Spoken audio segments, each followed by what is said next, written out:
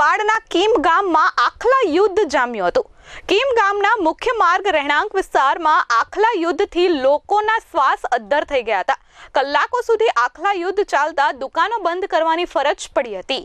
ઓલપાડના કીમ ગામમાં ફરી એક વખત આખલા યુદ્ધ જામ્યું છે।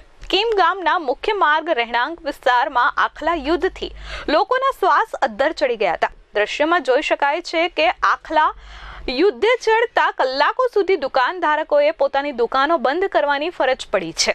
આખલા યુદ્ધ જોતા રાહદારીઓ વાહન ચાલકો થંભી ગયા હતા તો અન્યત્ર માર્ગ અપનાવ્યો હતો। અનેક લોકોએ આખલાઓને છોડાવવાના પ્રયાસો કર્યા હતા પરંતુ તેઓ નિષ્ફળ રહ્યા હતા। અંતે બે આખલા વચ્ચેના યુદ્ધમાં એક આખલાએ બીજાને જમીન પર પાડી દીધો। હાર જીતનું યુદ્ધ હોય તેમ એક આખલાએ હાર સ્વીકારતા યુદ્ધ શાંત પડ્યું હોય તેવા દ્રશ્યો જોવા મળ્યા હતા। કીમ ગામમાં અવારનવાર આખલા યુદ્ધ છેડાય છે। રખડતા ઢોર, ડુક્કરો, શ્વાન અને આખલાઓનો કીમ ગામમાં ત્રાસ વધી રહ્યો છે, જેના કારણે લોકો પરેશાન છે। એક બાઇક ચાલકને અડફેટે લેવાની ઘટના પણ અગાઉ બની ચૂકી છે।